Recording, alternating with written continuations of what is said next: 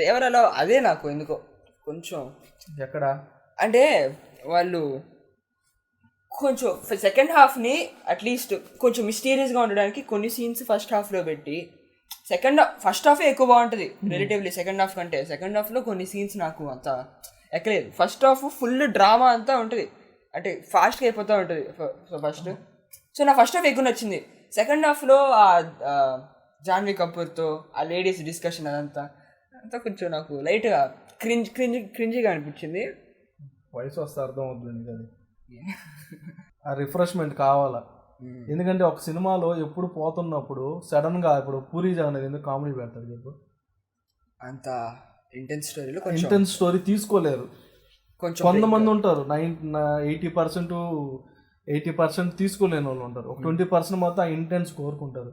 అందుకని సడన్ గా ఒక బ్రేక్ పాజ్ ఇచ్చి మళ్ళీ కానీ ఇప్పుడు అదే పూరి జగన్నాథ్ వర్కౌట్ కావట్లేదు. అదొకటి. జాన్వీ కపూర్ ఉన్నంతసేపు పర్ఫార్మర్ అనిపించింది. శ్రీదేవి కూతురు అని బాగా చేసింది, బాగుంటుంది. అంటే తెలుగులో ఎట్లాగ ఇంట్రొడ్యూస్ చేయాలో శ్రీదేవి కూతురు ఎలాగా చేయాలనుకున్నారో అట్లాగే ఇంట్రొడ్యూస్ చేశారు కొరటాల శివ. స్టోరీ అసలే ఇరిగ్గిరిగ్గా వెళ్ళిపోతా ఉంది. మళ్ళీ ఇప్పుడు చుట్టమల్లి పెట్టారు, ఇప్పుడు దావుది ఆడ పెడతారేమో అని. శ్రీదేవి ఆత్మ పోషిస్తుంది కూతుర్ని తెలుగులో. చుట్టమల్లి సౌందర్య అసలు కనబడదా పాప జాన్వీ కపూర్?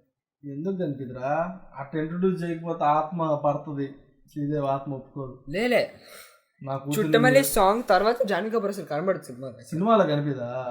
చాలు ఇంకా అక్కడి నుంచి అసలు డిస్టర్బెన్స్ అయ్యలే. అంటే అంతే కదా, వాడు కొట్టాడు నచ్చాడు, ఇంకెట్టా ఓడే కొడుతుందని తెలిసిపోద్ది.